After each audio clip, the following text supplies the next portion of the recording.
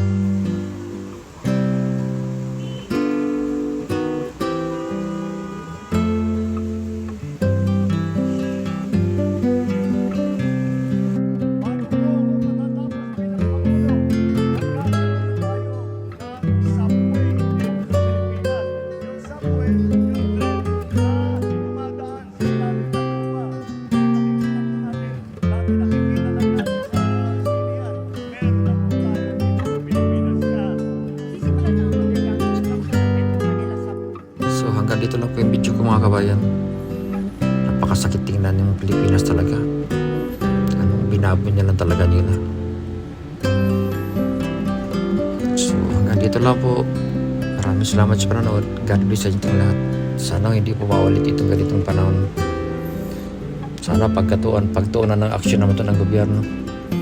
Maraming salamat po.